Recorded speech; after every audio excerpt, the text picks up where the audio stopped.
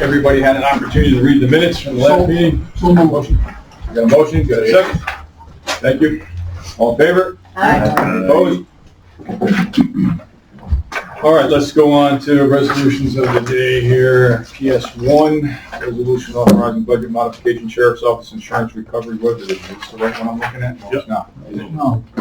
No, Yes, it's one was the first. not. This is another one. Okay, never mind. Okay, resolution accepting DCJS Specialized Female Offender Program grant authorizing the creation of a temporary probation officer position. You want to talk a little bit about it? I'm sorry? Oh, get a motion? Second. Thank you. Apologize. We were awarded a grant from DCGS. It's an expenditure-based grant, so it's up to $95,000 for the year to run a specialized program, a female supervision program. So we're going to hire a probation officer under that. It covers all the fringe. Won't be any county costs at all. Awesome. Richard? Yeah, David, all I know is what I read. And it appears to be, well, it doesn't appear to be, it's been enough of the media that it's quite obvious that we're having a run in this country with females being more of offenders than they were in the past. So let's put it that way politely. Is there a way we could build this into the budget somehow, if this becomes a permanent job? Because I don't foresee this going away. Now, maybe I'm just naive and dumb, but I also see what I see. I can extrapolate pretty well from what I can understand. The thing is, we can always adjust caseloads around in the department to assign someone permanently. We actually have another position already that's just a normal PO position, and all she does is supervise female offenders. She's 22 or so on her caseload. So typically that specialized caseload is a lower number than what everybody else supervises because they meet with the people a lot more, they're more intensely supervised. So, I mean, yeah, we don't need to necessarily add it in the future, you know what I mean? Because we can just redistribute cases so we can have somebody have a smaller caseload like that. That makes sense. Well, it does, I would think, and again, you know, I'm only a fund board from Hanover, but I would think this is kind of specialized because, you know, the issues with women are a little bit different than men.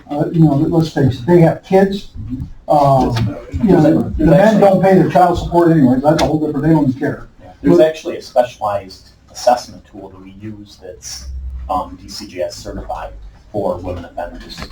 That designates this, shows us the needs, and yeah. So yeah, that's. No, I'm all for it. I am. I think it's one of those things that we really have to take a good hard look at because Sheriff, correct me if I'm wrong, if you show it here. There you are. Sorry. But well, been a while, we're sending female prisoners out, and I believe we're still doing that quite. Yep. It's not going to go away. Everything's going to keep growing. Everything's going to keep growing. We continue to grow. Well, then, I'm sorry.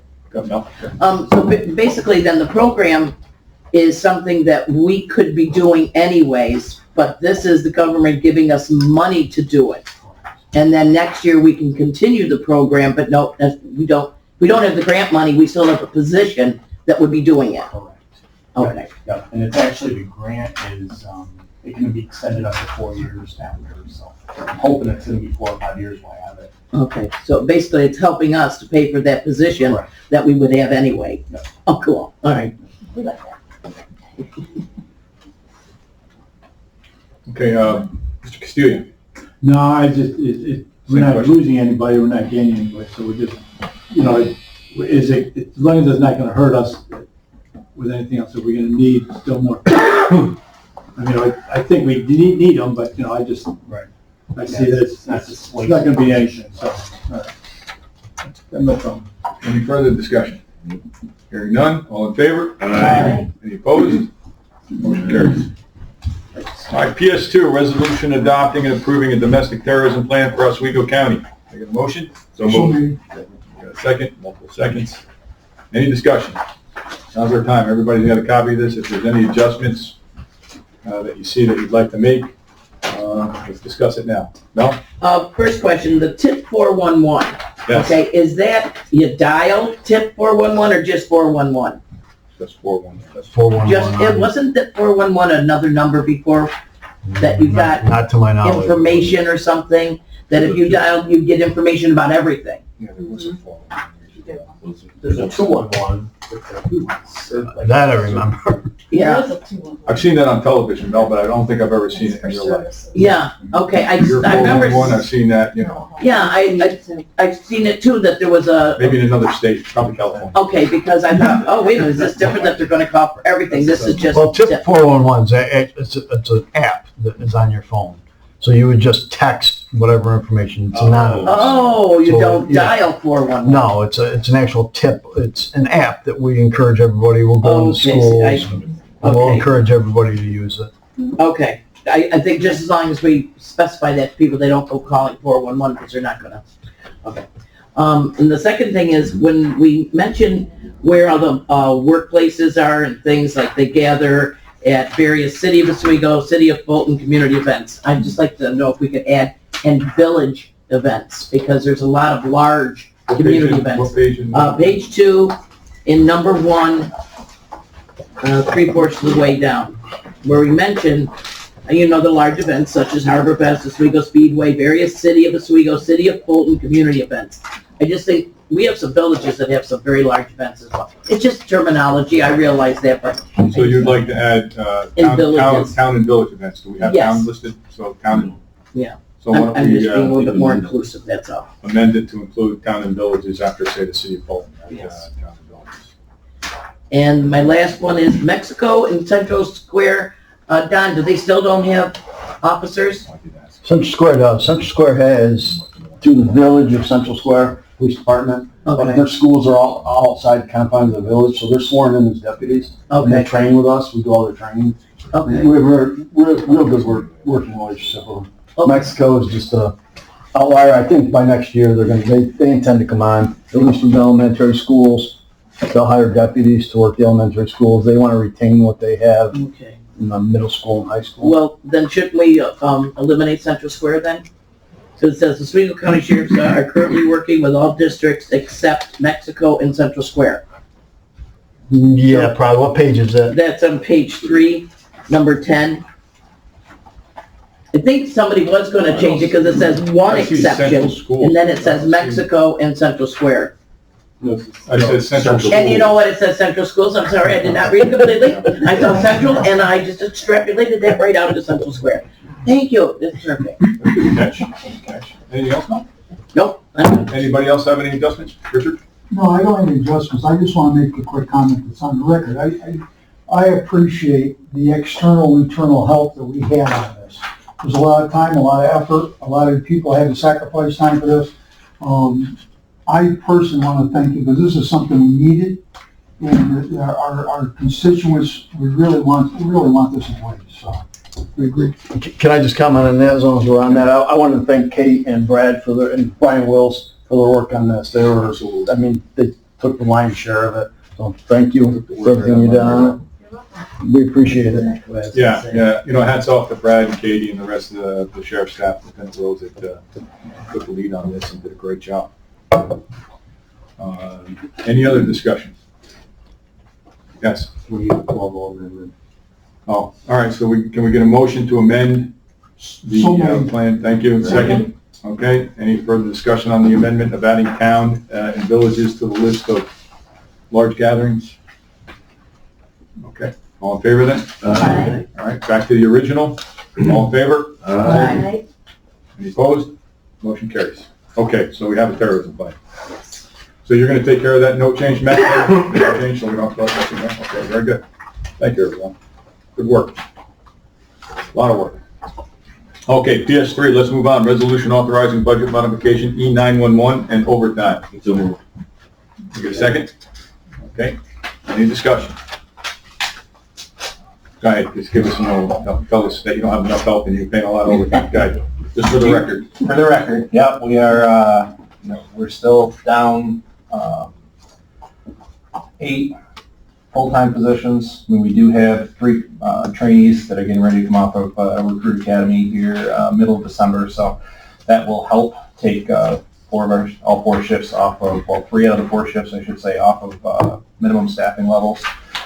So, and as I mentioned last month, we did lose 1 part-time person who, the part-time staff who takes the lion's share of our overtime, so that's a huge impact on overtime. So I gave you a heads up it was coming last month, and here it is. So. How long do you think it will take for your new reorganization plan to actually get out there and see if it's going to impact getting interest? I think we'll have a good idea come the end of January, whether or not our efforts have proved to help. I mean, you know, as I mentioned, we're working on social media. We're also going to be holding an open house in January, right before the deadline to sign up for the exam. So the hope is that we can try and snag a couple more people in hope between now and then. So typically our test is given the first week of January, first Saturday of January. It's pushed back to February 28th, I think, 26th, somewhere in there. So we're 2 months behind where we should be again. So I just got a question for you along with that, and then I'll get to Mr. Castillo's question. Are we promoting this at the college level, letting the college students know that there's jobs and this fair is going to be happening? Because there's no school in January for them. So if you're going to promote it, there's only 2 weeks left. Okay. And then the semester ends and all the kids are going to go on their way. So if you're going to do something, particularly at the community college, yep, now's the time. Understood. If you want to get that rolling. Mr. Castillo. A question and maybe a comment. Do you think it's gonna work? What you did, you know? Well, it's the beginning of a 2-part piece. So the 2 biggest complaints we got was pay and schedule. So we've been reviewing, looking at the schedule, looking at some different options, because really the only time that we change the 911 schedule is at the beginning of the year before we put out vacation picks. Because once people put in for their vacation times, if we change the structure of the schedule, it will throw everything off whack. I mean, Sure. Same thing with moving people between different shifts. So we are working with some people that haven't been happy on shifts that they're on to try and move people around a little bit now with the 3 people that are coming in. So I think that we're going to make some good headway. I mean, the support of the legislature with the reclassification, I think is going to, it gives some of the existing staff a little bit brighter outlook on things, because they had no option to, unless they wanted to become a backup supervisor or a supervisor, to try and grow or do anything more. And now there's that opportunity that they'll be able to, you know, provide more and do more without becoming a supervisor or a backup. So I think it's multifaceted. So is it going to turn right around 100%? I don't believe so, but I think we're going to be on a good track to head in a better direction than it has been lately, which is just people not being interested. To go back, because last month, you even mentioned that then, even though you're doing a restructuring, you're still 30 people off. What, 1867. 1867, they're at that rate. What, did you say, a year and a half? Well, no, they'll have, now with the restructuring, assuming the budget gets passed, within 18 months, no longer than 18 months, they would have 3 pay increases from that. So it would actually end up being above 21 and change, whatever it was up. I can't remember off the top of my head, but so it's a lot quicker increase now because of the way that we're restructuring. So we are still hiring at that lower rate, but we're saying as you grow and as you gain the knowledge, and if we put you through the different classes and the certifications, that we will see increases. So after 18 months, they'll be making $1 more than the person working at Verizon, selling phones, right? I don't know how much they charge, but The only reason I keep bringing this up is because we're asking these people to do a specific job that is very, very difficult to do. And I, myself, feel that they should be getting, a higher starting wage because of what we're asking them to do. You try to walk somebody through, when they're on the phone, somebody's panicking, and they know, they think that their person is dying, and how do you work them through it? And these people on that other phone, they have to be calm and get everything started, and get everything working. And we're starting them out at $18, and after 18 months, they're gonna go up to $21. I feel that and it's not just that, we need to help these people. They need to be paid for what they're worth. And I think that they're worth a lot more than $18 an hour because of what they have to do. Nothing else. Okay? I wouldn't want to do that for $18 an hour. I wouldn't be interested in it. Frank, what would you suggest for a starting salary? What would I suggest? I would suggest doing, a little bit of a study as to what the starting salaries are in the other, he did a study on what they're paying in the other counties and the other 911 centers. And I think we should be at those levels because we're losing people now. People have said, we lose people to Onondaga County, we lose people to Oneida County, okay? Now, yeah, but they're doing the same thing that our people are doing. That's my point. It's not a point of what I think they should get paid. I think they should get paid what they're getting paid in other counties because they're doing the same job. It's what you earn is what you make someplace else. And that's what we're gonna lose people for. Somebody will go down the road just to make that $3 or $4 more an hour because it's worth it to them. And I think that we should try to keep them here and work what we can do with, what they've done. He did a good study. And we should use that study and not put it back on to say, well, what do you think? I mean, because what I think doesn't matter. Well, I think we are moving forward with this study. That's why the reorganization was done. Right, but it's... And you make reference, let me finish, you make reference to the phone companies. We have fringe benefits package that go along with that $21 an hour that would bring that person up to about, what? I mean, it's not 37. This is an awkward comparison when people throw out, McDonald's and Dunkin' Donuts are paying $18 an hour. That's great. They're not paying retirement or health care for $18 an hour, and they're not guaranteeing them 35 hours, 40 hours a week. So it's not a fair comparison, okay? And this is what the industry pays. That's what we're paying. And I agree that the salaries, and Lori's been on this for a long time. So let me just go to Lori quick, and then we'll go back. And the population between Onondaga County and Oswego County is much different. Also, they're dealing with a lot more people in Onondaga County than we're dealing here in Oswego County. But comparing agreed 100%, their call volumes are a lot higher than ours, but we are a long ways below Cayuga, Jefferson, and Lewis County. Lewis is a little bit of an unfair comparison also because they're consolidated corrections officer and dispatcher, but there's only 3 of them. So, I mean, us and Cayuga, very, very close call volume wise. We're staffed more than they are, so, but we also provide some additional services that Cayuga County does not. So. All right, so you want to I continue? just said we can come up with every reason under the sun why not to, okay? And I'm just saying the reason we should, we have to, is because equal work should get equal pay, Noted. okay?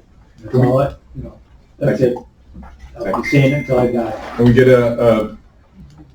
any other discussion before we take a vote? Nobody's opposed to giving them the overtime, right? So, No. all in favor? Aye. Any opposed? Motion carries. All right, let's move on to PS4, resolution authorizing replacement of 12 microwave radio links. Kevin, you're up again. Can I get a motion? So maybe. Seconded, Herb, thank you. Thank you. So real quick, this is just, it's a continuation of our microwave network replacement plan. Originally, I figured it'd be 4 to 5 phases with New York State increasing.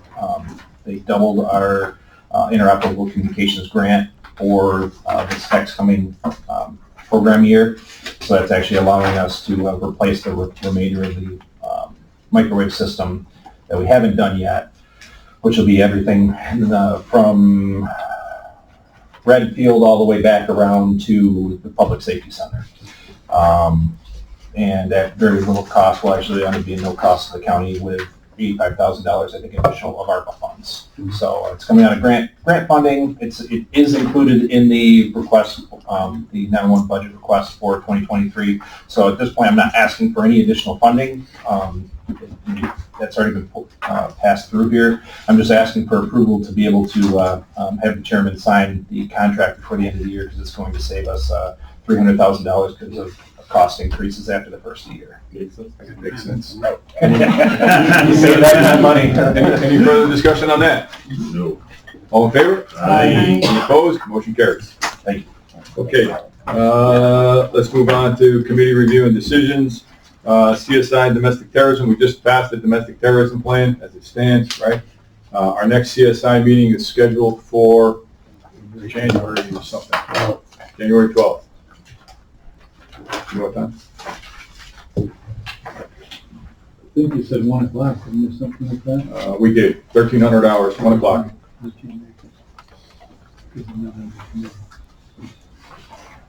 Okay. We already recognized Don Scalabrini for 25 years of service. And we need to go into executive session to discuss the financial, President Rich here. That's it. He's here somewhere. All right. Oh, yeah, let's do the reports while we're waiting. That's a good idea. All right, let's go to 911 again. Carry on. Carry on, Kevin, carry on. Call volume remains escalated, so short-staffed and have a lot of call volume. Just to throw out a little bit of percentage at you, that Thursday of the snowstorm we had just recently, our call volume went up in a 6-hour, well, the entire day went up just shy of 300% increase. But that was actually, we went back to normal call volumes after 1 o'clock in the afternoon. So it was really between 7 a.m. and 1 p.m. and it was all hands on deck. I had me out there on the radio too. So we did what we needed to do to get through it, and believe we supported the community as well as we could. So. We're Buffalo. And well, that was after, yes, we did have a brief power outage at the Public Safety Center that it walked into. Backup generator did not fire as it should have. Buildings and Grounds did an excellent job of bringing it up as quick as possible. About 25-minute outage. However, with the backup UPS power plant that we have at the 911 center, we did not lose any services outside of internet access. And we were still able to continue on as we normally would. So that was a good thing, but it got a couple extra gray hairs from that morning. So We all. it was pretty busy, busy month. We did some training, done a lot of work on the drones first responder program, trying to move forward and prepare that for possibility to get that off the ground next year. Went to a. We got any costs on that yet, Kevin? For the drones themselves? Where they're going to be placed and how that's all going to work? Well, it's trying to figure out, we're trying to put together the test bed first. Okay. They run around $35,000. There's about $7,500 per year additional costs for the remote application on top of that. The big push is to try and have some stuff ready to go for the 2 grants that we put in for, Sure. which would put about $3.5 million into the program over the next 3 years. And how is the cold weather going to affect this? They function in any weather that we can handle in Central New York. So, flight restriction, pretty much anything over 50 mile an hour gusts you can't fly in, but anything less than that, it's all military grade prepared for those type of weather. So even in the snow, wind infrared capabilities, obviously you get a layer of something that's cold on top of everything, it's going to reduce the heat signature of it. But all in all, it will it's still going to provide us something better. Yeah. Lord? Can you give just a brief overview of the program for me? Yep. So the thought process is that we have right now we have an awesome sheriff's office, and Oswego City have done a great job with on-scene drone operations. This is to try and bridge the gap between the 911 call and those units arriving on scene. So not necessarily going to be a huge impact on the cities because they're staffed and they have people there regularly, but more so the volunteer fire agencies, law enforcement that has to drive a lot of area, out in the county, in the villages and stuff. So in the villages, thought process is to try and start working towards the villages would be the first big piece because of the part-time police forces that we have there. and it may take a little bit longer for a response time. So trying to get eyes on, with being able to provide that information back to the responders while they're responding to the scene. And then if it's something that turns into a long-term evolution, that's when a tactical drone pilot would be dispatched to respond to the scene and take over operations of that, be able to switch out batteries on the scene itself. Because this would probably be a half an hour flight time, about is what we're looking at, to be able to provide that information up front. It's great to have eyes on. Yes, The officer as can- early as possible. If the officer can see what's going on before he gets here, or the FD, that's very beneficial to everybody. And also having that position there too, the drone sense application that we're using is it's a application that allows other video sources to be brought into it. So that's where we've talked about, trying to get access to the school video, to street cam video cameras, stuff like that, that we would actually be able to have pulled in when incident command actually is established, and they could be provided that access right up front. They wouldn't have to try and have somebody on scene trying to organize all that stuff for them as well. So it's really, again, another multifaceted type thing that we're trying to weave all in together. Thanks. Yep. Any other questions for 911? I do have one, but it relates to fire as well. And I just mentioned the fire chief in the town of Oswego reached out to me, and everybody should be aware of this. They have a chronic problem with the college with alarms. And so what I want from you is to give me a list of the alarms that they respond to, so that we can actually see how many times they're responding there. And they're all, majority are false alarms. So this is a volunteer fire department that's running out constantly to answer false alarms. They're frustrated. The college has not been responsive in any way. They contacted the state. We're waiting to hear back from the state. I don't believe we heard anything back from them either. I don't know what the college can do. I mean, if you got kids pulling fire alarms, I don't know what they can do. I think it's mostly hair products and steam. Okay, hair products and steam. Yeah. So it is an ongoing problem, especially for a small town that is servicing a small community. And as everybody knows, our fire departments are not staffed as well as they used to be. So it's the same 3 guys called out constantly to go there, and they're getting frustrated and tired, and they're talking about trying to write them out of their district, so they don't have to go anymore. So I don't know what's going to happen there. I don't know if that's even legal, but if you can get us a list of how many times they've responded and what for, that'd be great. Yep. All right. Did you want to add something else? Just a couple other quick things. TOLA, we do have the paperwork all set and ready to go. The stickers are on back order. Have we? Of course. Supply chain issues. Supply chain issue. Of yeah. course. Well, I'll tell you, a company up in Pulaski is getting set to put the peels on the back of those stickers. That's what they're making up there. So, Oh, yeah? so that they're expanding. So hopefully that'll help. So hopefully here shortly, whenever the stickers come in, should be within the next week or so, the sheriff's office is ready to go with doing the inspections. We'll be able to get that taken care of. My hope was December 1st, but Since the law passed, how many complaints have we got? the same as I used to get. Oh, no, they're still coming in. Because, I can't speak to the pricing thing because we haven't changed any of the locations or anything yet because we wanted to finish up the inspections. Okay. So, All right, so same complaints are still coming in. yes. Okay, nothing's changed. Yep. All right. All right, hopefully by next year, once we get it rolling, we'll have a fresh year we might as well wait till the new year to launch it, if it can be ready by then. Hopefully the stickers are in before then, so then we can try and get the inspections done during the month of December and be ready to go January when it hopefully work out well. So, Okay. Thank you for the update on that. no problem. Emergency management. Oh, anybody have any questions? I'm sorry. Emergency management.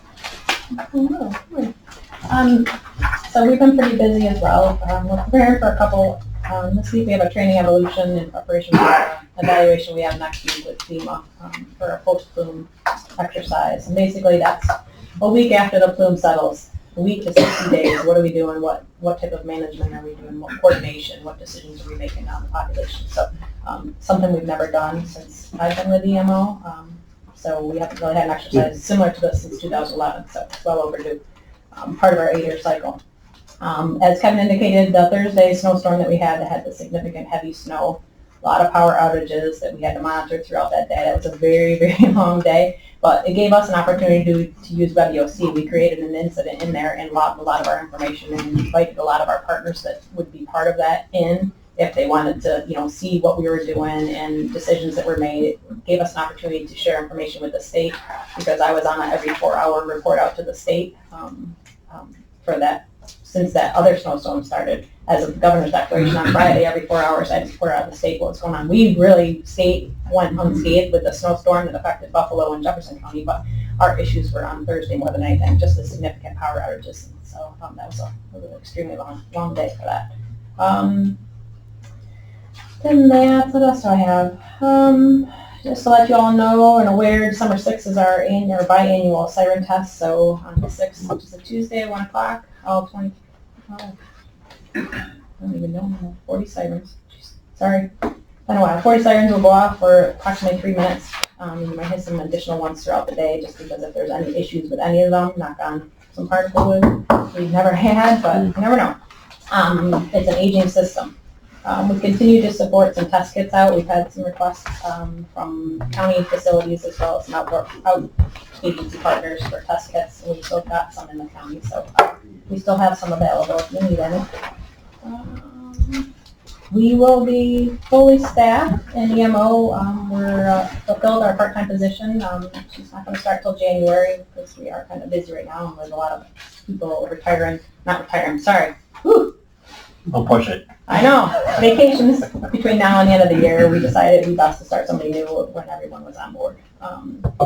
We have a new website within EMO's website for the drone program, so if anybody wants to go on and see what kind of information is in there for the drone coordinator and types of missions, I mean, there's not explicit information, but there's avenues in there for people to get more information about the program in general. So you're welcome to go on to EMO's website, and on the right side of the tab, there's a drone coordinator UAS piece on there now. So we've got that implemented. How's that working out in the field with your guys, the drone coordinator? Is that helping them out?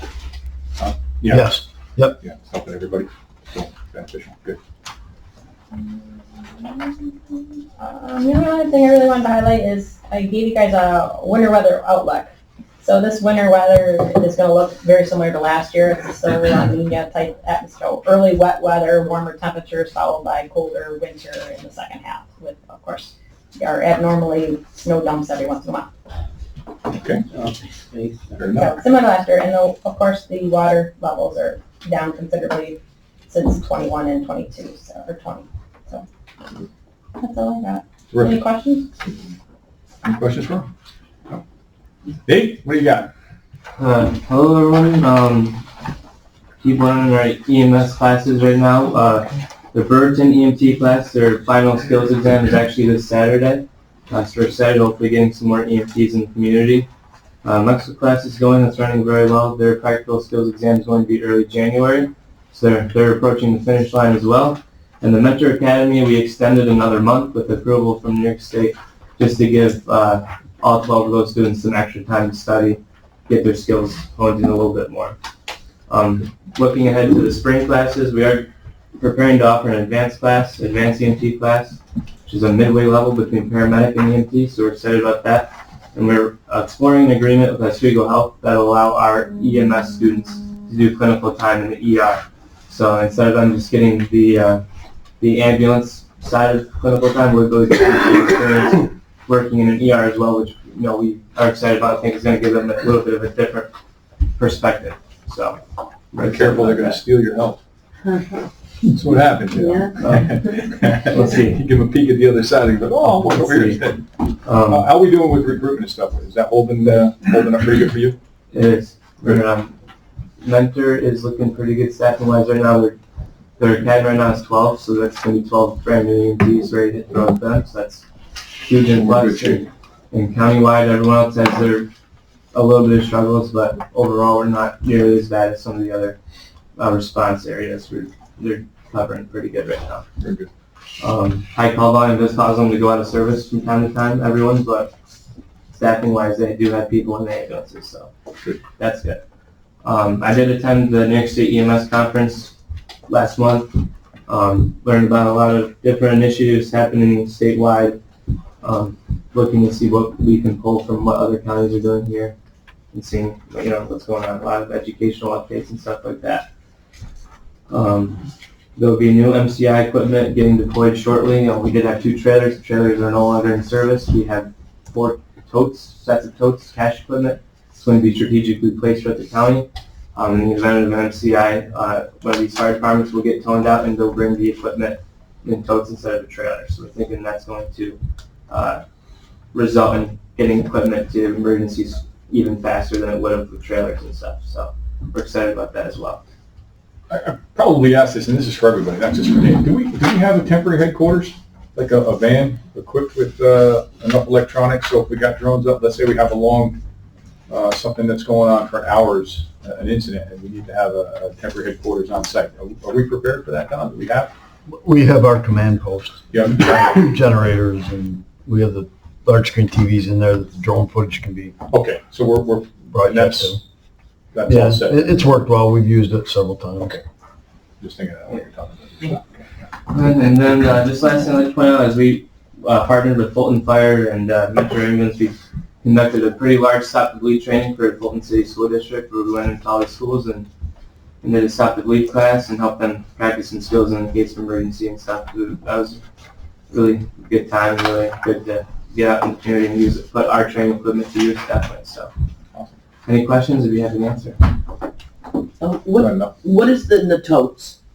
Totes, largely bandages, tourniquets, anything like that for bleeding control. There's some MCI, like just generic equipment, like there's emergency vests with positional titles labeled on them, as well as tarps for triaging and stuff like that.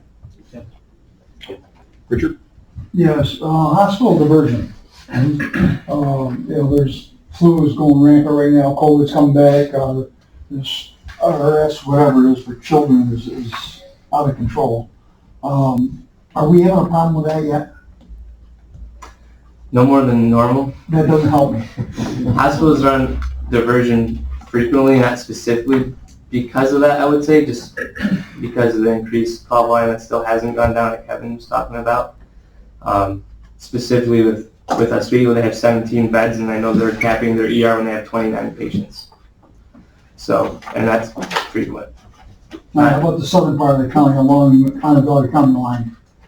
Syracuse area hospitals are on diversion a lot more often than Oswego is. I believe it's just because of the continuous call volume, not really specifically due to COVID or the flu, but just to the hospital's own staffing issues as well as increased call volume is really what it is.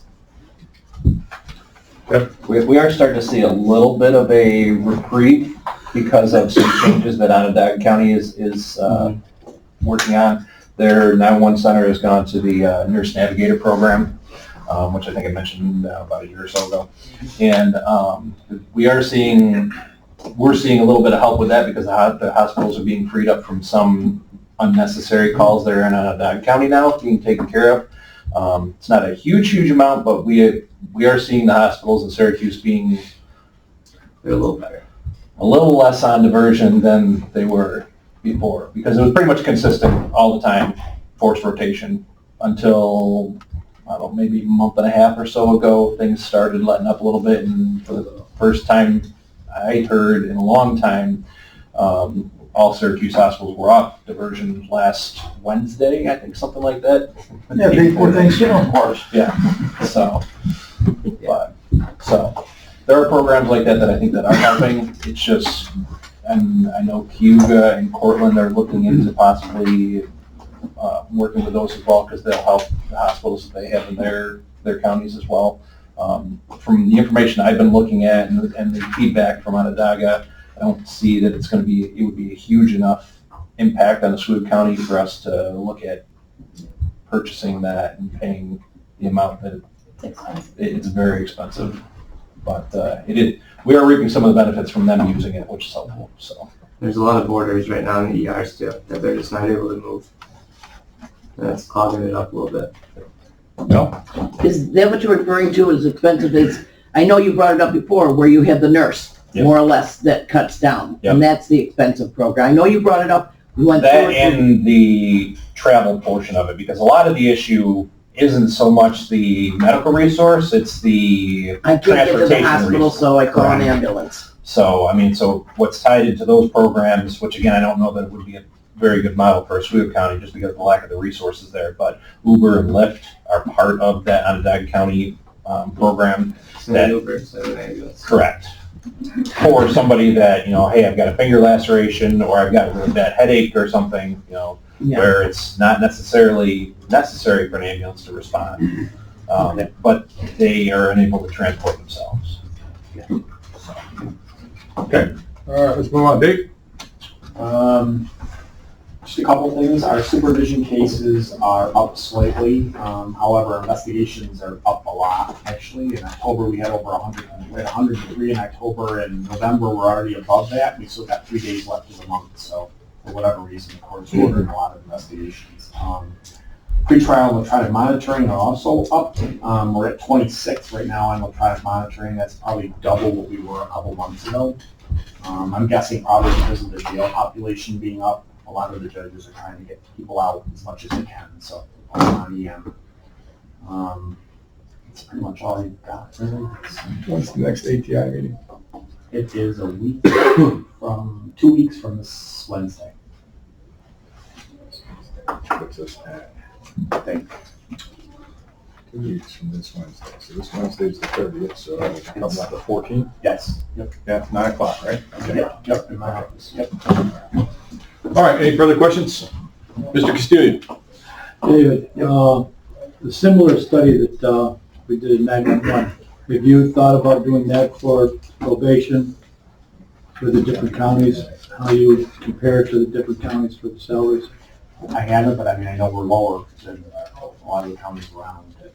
But, I know that, the county overall, I know there's been talk about doing a study for all across the whole county or positions. But for myself, I don't know if anybody else would like to see, but I'd like to see what we compare to, as far as, the other counties that they're public. I know some of it. It's another incident where we have people out in the field that people are known criminals and they're going in there and they're at risk.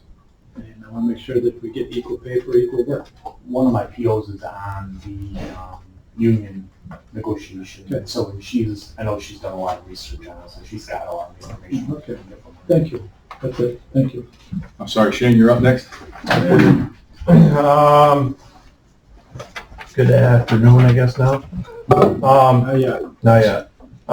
Through the month of October, 237 activations, 75 structure fires, 14 hazmat, 34 fire investigations, 4 dive, 1 rope, 84 no response, and 25 others. Also in the report, I had a staff meeting with the training staff and set out a 7-month calendar, and the classes are listed there. That's through the end of June. The mini splits that you approved for the classroom, the smaller classroom, they were finally delivered, and we'll be looking to install those very soon. I've had 2 resignations due to their work schedules. I'll be looking to fill those after the first of the year, and then just some activity that I did, trainings that I've been at to last month. 2 other points that I did put on here. One was the office assisted with silo fire, which, as you all know, has been extinguished and has been taken care of. That was done last month, and also the pickup truck that you approved back in February was finally delivered 2 weeks ago. So that's all I have, unless there's questions. Any questions? Hearing none. All right, let's get a motion to move to executive session. Second. Thanks to everybody for showing up.